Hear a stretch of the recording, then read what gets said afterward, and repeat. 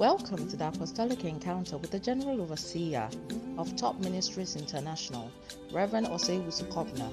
Sit back to enjoy the message. Kindly share this message to bless others.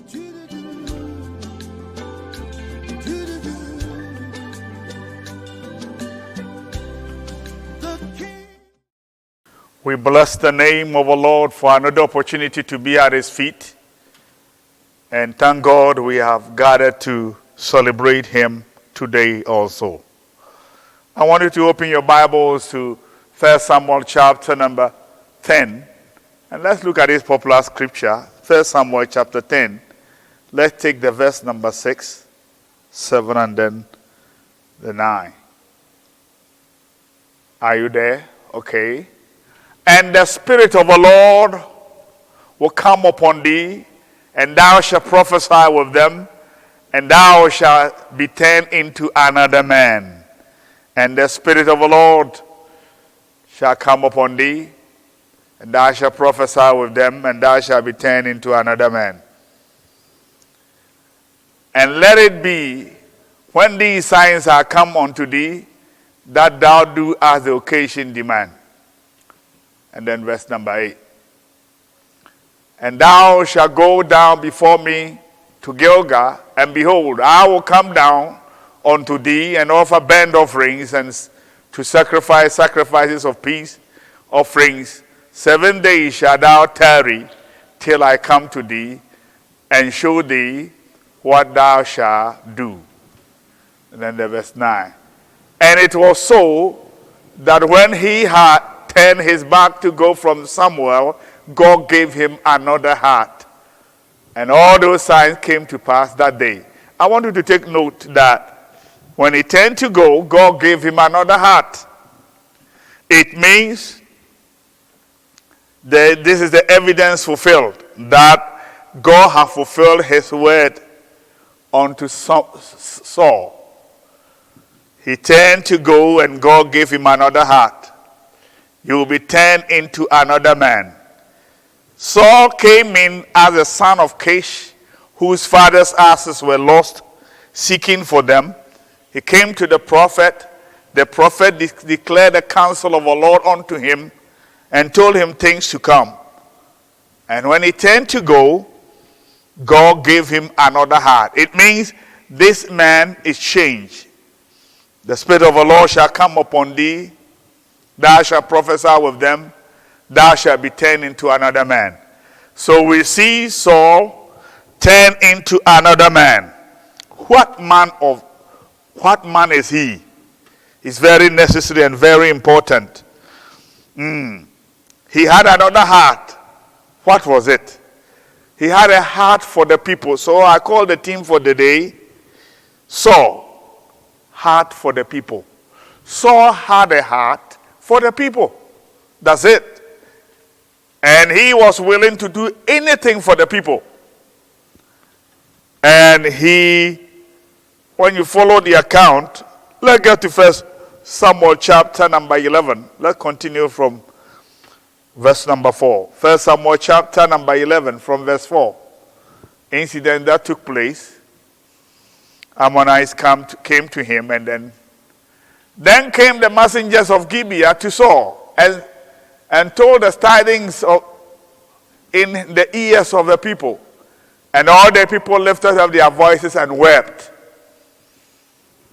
And behold, Saul came after he had out of the field. And Saul said, what aileth the people that they weep?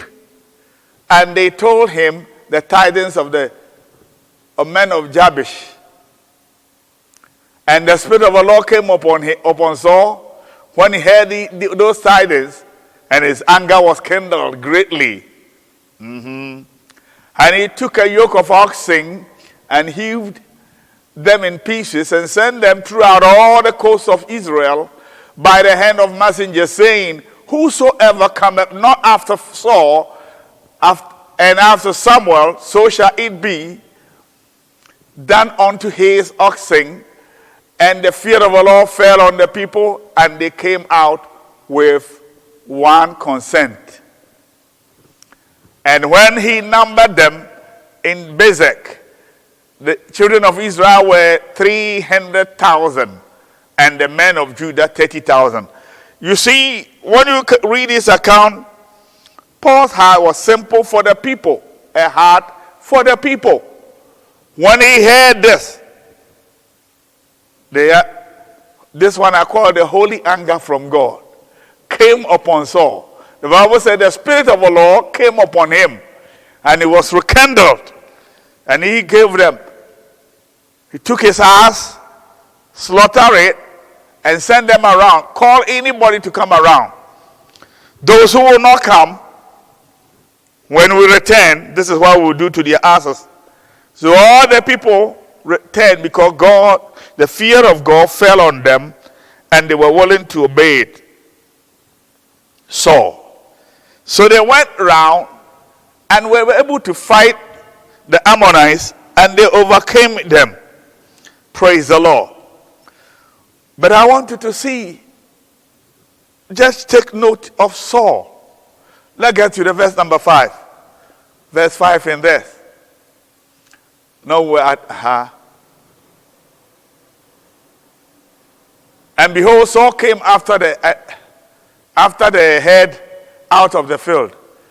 And Saul said, what aileth the people that they weep? You see, I want that to see that I am saying he had a heart for the people. So the people were weeping and Saul was concerned. His interest was always after war. The people, the people, the people. Why? He had got a new heart and he had become the king for the people. So he was there for the people. That's it. And when you follow him, you will find out that, look, he got a changed heart, all right, yes. He was turned into another man. But his heart was not toward God. His heart was toward the people. How do you please them? How would the people be excited about his kingdom? And he was always thinking about that. And that became a snare unto him. Hallelujah.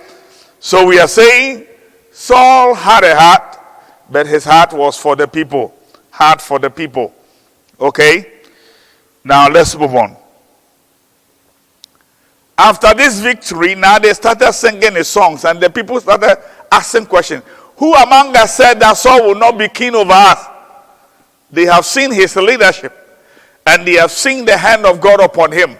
They have seen that he is able to mobilize them and assemble them for war, for victory. And they have tasted a good victory, sweet one, of course. And they have come out from the Ammonites. So they were singing his song and were excited about him. Hear me. If you are going to do the work of God and you are going to have some victories, they will sing your song. They praise him and they say you will be the. And there were others who were fighting for those who were against Saul. But Saul said, nobody should be killed today. No one should be killed. It is the victory is for the Lord. Hallelujah. Okay. Now let's move on. It's interesting when you read the accounts of Saul. Then, let's get to the chapter number 13, when he was giving instruction. 13 and then verse 1. Let's read the verse number 1 verse. 1 Samuel chapter number 13. Saul reigned 1 year, and when he had reigned 2 years over Israel, he was now a king. He chose him 3,000 men of Israel, whereof 2,000 were with Saul in Michmash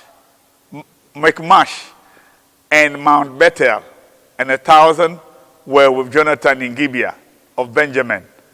You see, so now he have his army. He started building an army, and the rest of the people, he sent everyone to his tent. Okay, so he's now a king.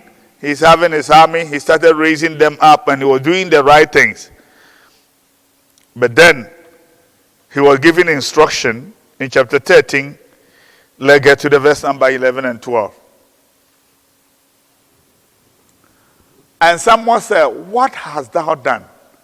And Saul said, because I saw that the people were scattered from me. What is this Saul? All his focus was not on God. His focus was on who? The people. Actually, he is a king. So he's thinking about his people. Was that wrong? No.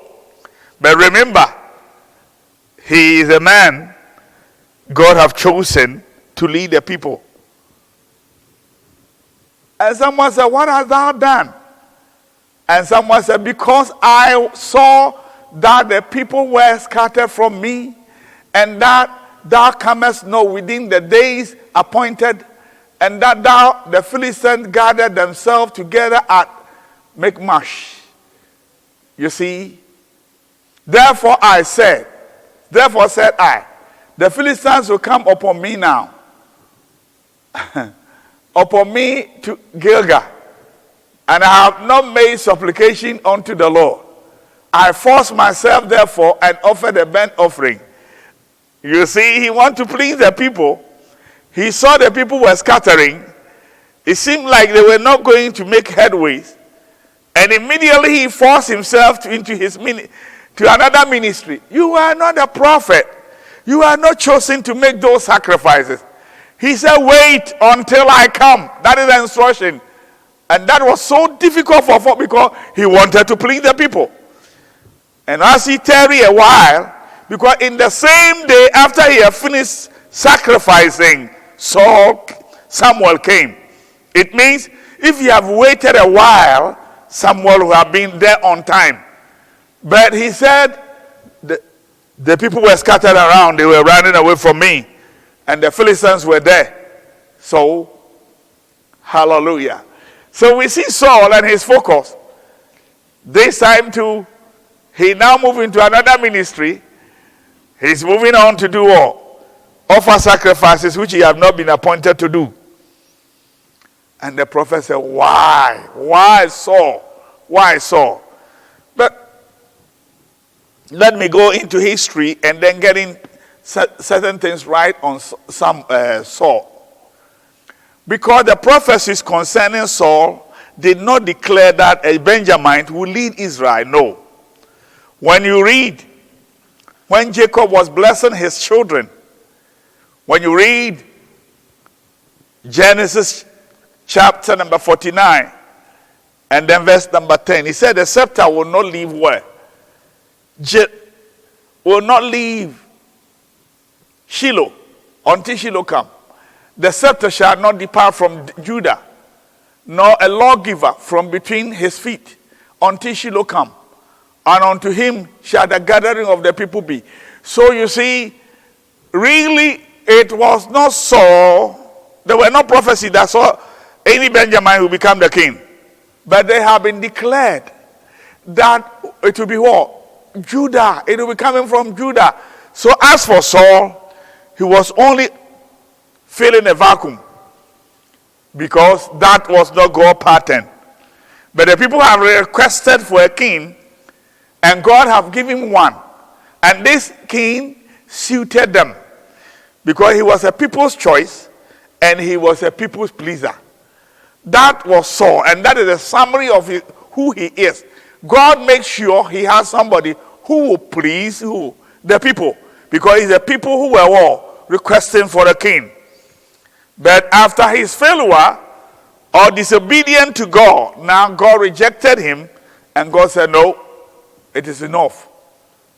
You will not be the king again. Now let's move on.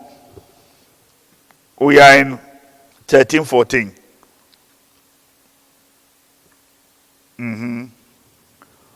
But now the kingdom shall not continue. The Lord hath sought him a man after his own heart. The Lord hath commanded him to be captain over his people, because thou hast not kept that which the Lord commanded thee. You see, it was Saul's obedience that led to his rejection. He disobeyed God, and God rejected him. He said, wait, and he will not wait. Why? The people were leaving me. So he forced himself to sacrifice. And God said he had found a man after his own heart. Up to this point, you find that nobody knows that man. Hallelujah. Who is this man God has found? Nobody can tell. Who is the choice man God has found? Nobody can tell. And nobody knows where he is. It is only in the bosom of God.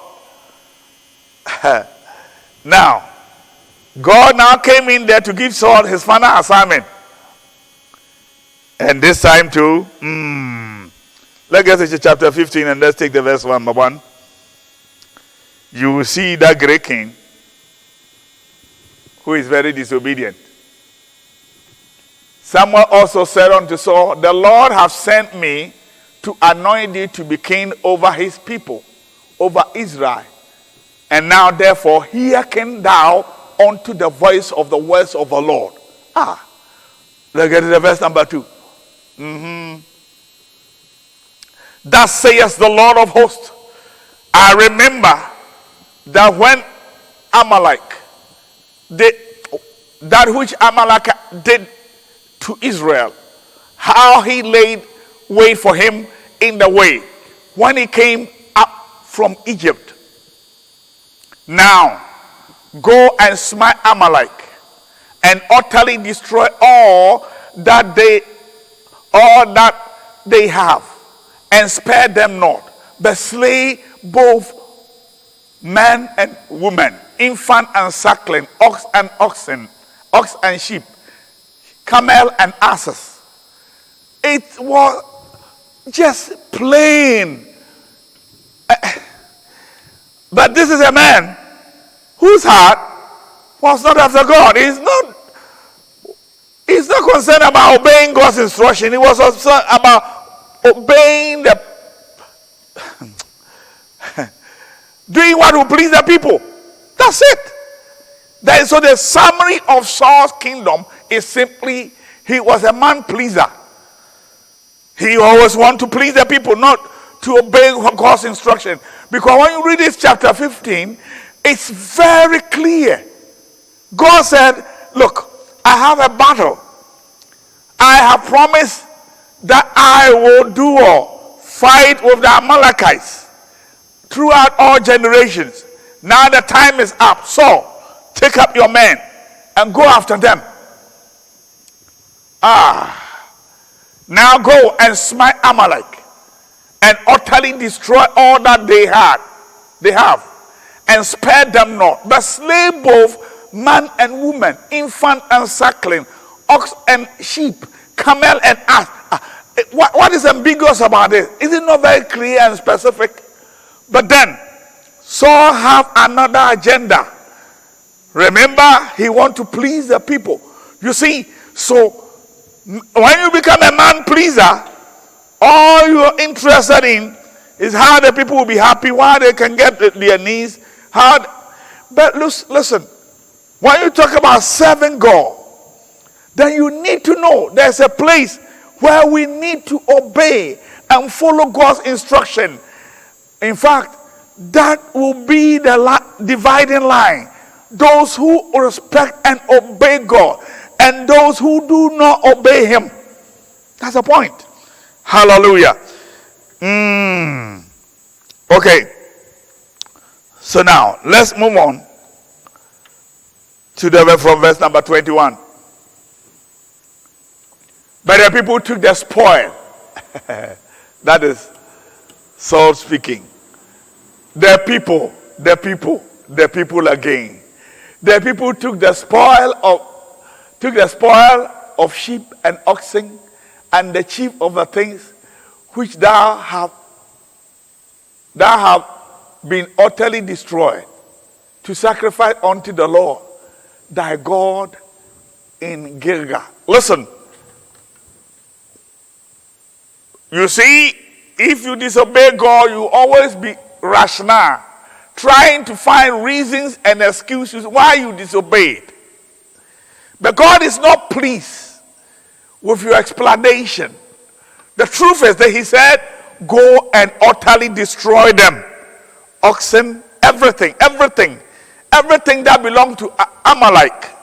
Because Amalek is a symbol of the flesh. And unless we crucify the flesh, the flesh will crucify us. If you will not crucify the flesh, you cannot live for God. Hallelujah. So Amalek must be killed. Remember this. Let me chip in this. When Saul died, the man who cut off his head was an Amalek. The people who were supposed to kill, and he didn't kill them, they were then the man who killed Saul or who. And I said, I am an Amalek. When he came to David, the man reporting, he said, I'm an Amalek. Hallelujah. So if you do not walk in obedience to God and walk in faith and try to do what God expects of you, your end will be your own destruction. Hallelujah. Let's move on. 22.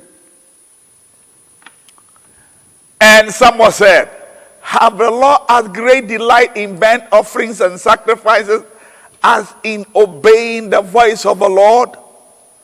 Behold, to obey is better than sacrifice, and to hearken than the fat of rams. For rebellion is as a sin of witchcraft, and stubbornness as the iniquity of the idolatry. Because thou hast rejected the word of the law, he hath also rejected thee from being king. Now listen, in Saul's contest, did he reject the word of the law? You may defend him, but hold on.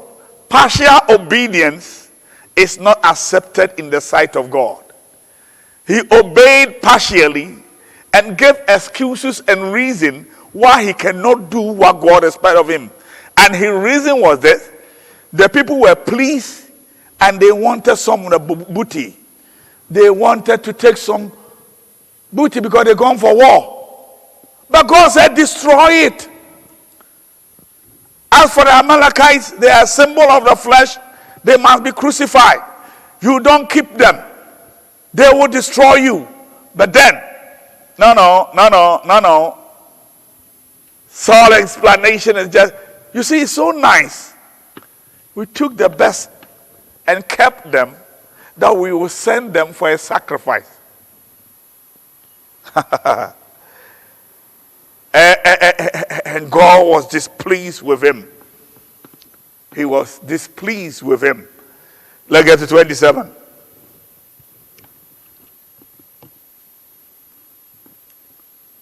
And as Samuel turned about to go away, he laid hold upon the skirt of his mantle, and it rent. And Samuel said unto him, the Lord hath rent the kingdom of Israel from thee this day, and have given it to, to a neighbor of thine, that is better than thou. That is what? Better than thou. Those who obey God will always be better. Hallelujah. But Saul, his intent and everything was very clear, pleasing men and not obeying God. And God had now come to a point, his grace was finished with him, and he had rejected him from being king, and it had been declared, and that's it. Hallelujah. Very interesting. But up to this point, nobody knows where the man after God's own heart is. He is still in the bosom of the Lord. Amen. You see? So God knows where to find his own man. I want you to take note of that. Shake hands with somebody and tell him, God knows where to find his own man. God knows where to find his own man. You say, we have not found him. God knows where to find them. He knows where the right people are. He knows those he has chosen. He knows those he has selected for his assignment. He knows those who has a right with him. He knows those who will be obedient to him. He knows those who are prepared to follow his instruction. It's not like Saul, who want to give excuses. Brother, sister, hear me. There are many of us, We know the word of the Lord. We hear the things of God. We hear the instructions of the Lord. But we defer them and give reasons and excuses. Brother, if you want to please God, start obeying. Stop giving excuses and reasoning. Simply obey. And you will see God's hand and grace upon your life. Now let's get to the chapter 16 and let's take the verse number 1. And the Lord said to Samuel, how long will thou mourn for Saul, seeing I have rejected him from reigning over Israel? Fill thy horn with oil, and go. I'll send you to Jesse. Now God is revealing where he can find him. To Jesse the Bethlehemite, for I have provided him a king among his sons. And someone said, how can I go? If Saul hear it, he will kill me. And the Lord said, take an heifer with thee and say, I am come to sacrifice to the Lord. Remember, even at that point, Saul was still the king, and he was in charge. He had power. And the prophet said, he will kill me if he hear that I'm going to anoint somebody. And God said, you go this way, take a heifer, you're going to make a sacrifice. It's interesting when you read this account. God have rejected him because of disobedience. Because partial obedience is not equal to obedience. Partial obedience in the eyes of God is what? Disobedience. Praise God. Excuses and reasons do not convince God. God requires absolute obedience, prompt obedience. He wants us to follow his instruction. So when the word of the Lord comes to you and God gives instruction, please stop the reasoning and the excuses and trying to explain things, and you want things to work in your own way, things to change to suit you. No, that is all for you. Hallelujah. But when you read all these accounts, you come to one thing. He was simply disobedient to God. He only have a heart for the people and not for God. And because of that, he's been rejected as well, being the king. And now God is out there. He revealed to this thing. Let's take the story. And Joseph and call Jesse to the sacrifice, and I will show thee what thou shalt do, and thou shalt anoint unto me him whom I name unto thee. Up to this point, nobody still know, even though we know a Bethlehemite, a son of Jesse, but he had 8 sons. Who is the man? Amen. And you go in there, you see how it play out. Man choices versus God choices. Praise God. Let's get to the verse 10. The verse number 10. Again, Jesse made 7 of his sons to pass before Samuel. And Samuel said unto Jesse, the Lord have not chosen these. Oh my God. What a wonderful God. And Samuel said unto Jesse, are here all thy children? And he said, there remaineth yet the youngest, and behold, he keepeth the sheep. And Samuel said unto Jesse, send and fetch him, for we will not sit down till he come hither. And he sent and fetch him, and now he was ruddy and withal a beautiful countenance and goodly to look to. And the Lord said, arise, anoint him, for this is he. But I want us to look at something in the verse number 6, verse 6. Otherwise we'll miss it. The choice of men and how we reason things out. And it came to pass when they were come that he looked on Eliab and said, surely the Lord's anointed is before me. And what did God say? But the Lord said unto Samuel, look not on the countenance or on the height of his stature, because I have refused him. For the Lord seeth not as man seeth. For man look on the outward appearance, but the Lord look on the heart. Now, we spend so much time preparing for Sunday services. Go and meet the women, those who go and fix their hair, and those who are going for new clothes and new styles. All those things. But you see, those are not the things God will look at. Not your type of dressing, how you fix your hair, and all those things. Or your countenance and how you appear in church. No. If you want to please God and you want to do the things that are pleasing in the sight of God, prepare your heart. Because God do not see things like men. He looks to the heart.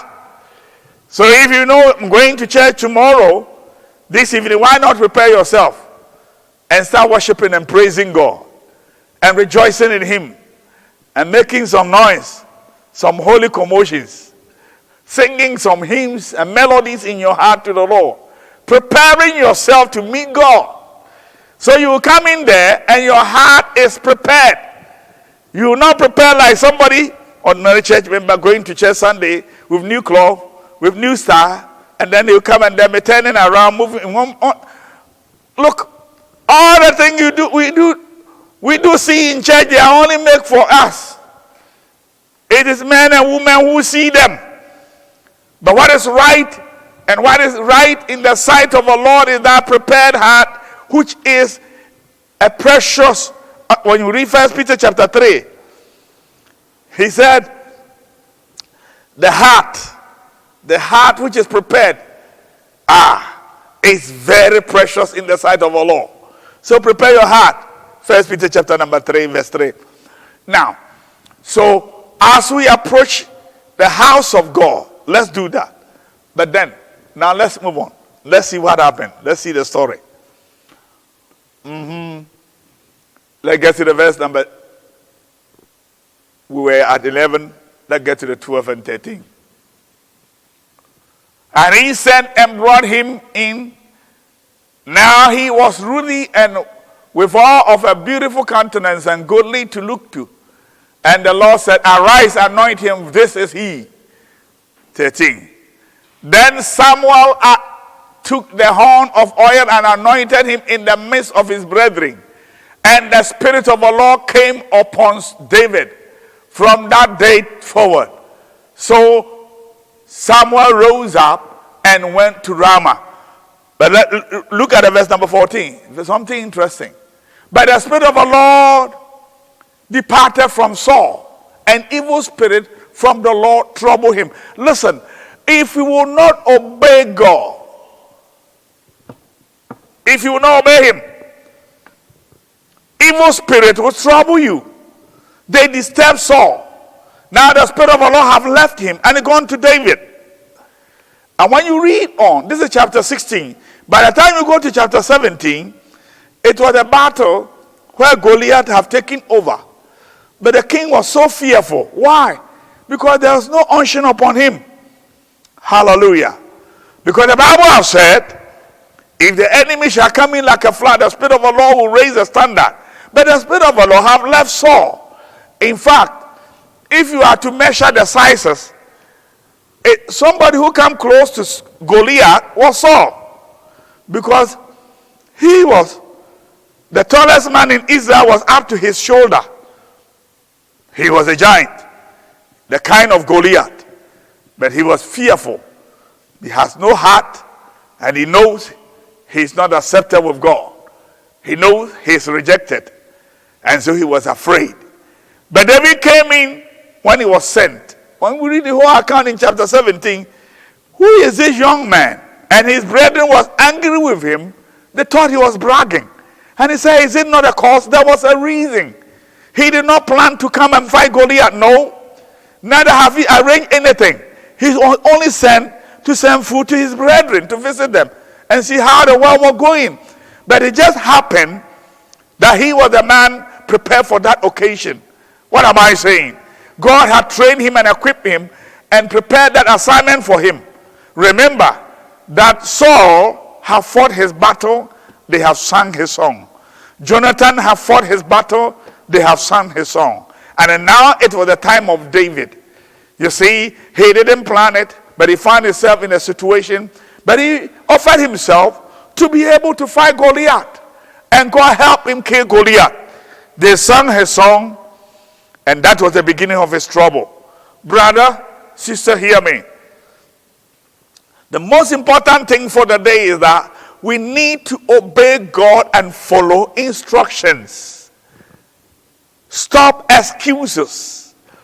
Anything you are told in church, instructions the pastor give, should be held in high esteem.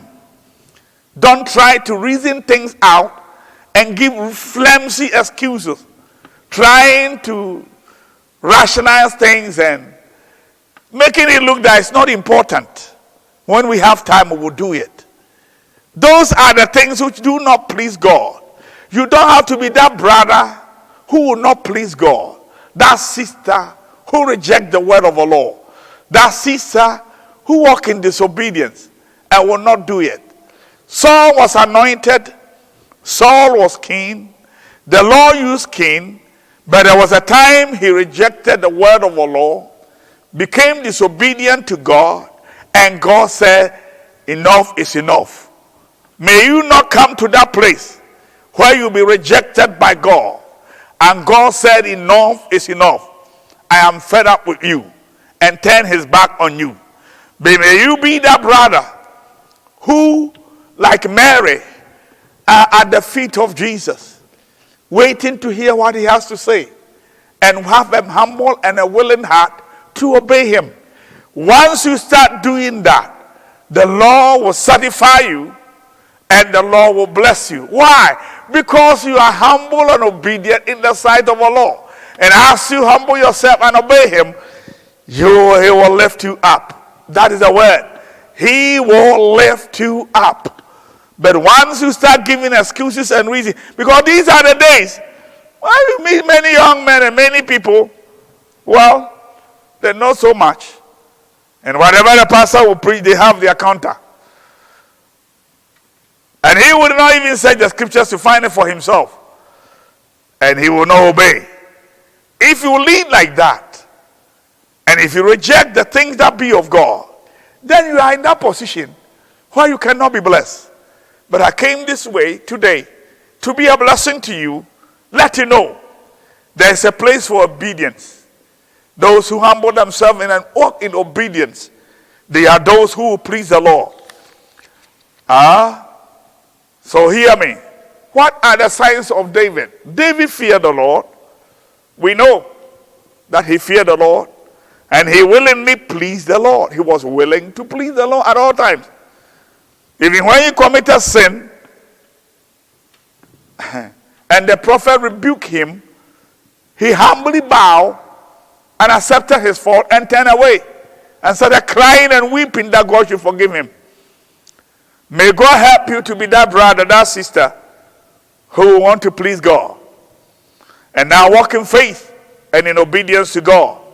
And may his grace and mercy be upon you. I want to be praying for you now.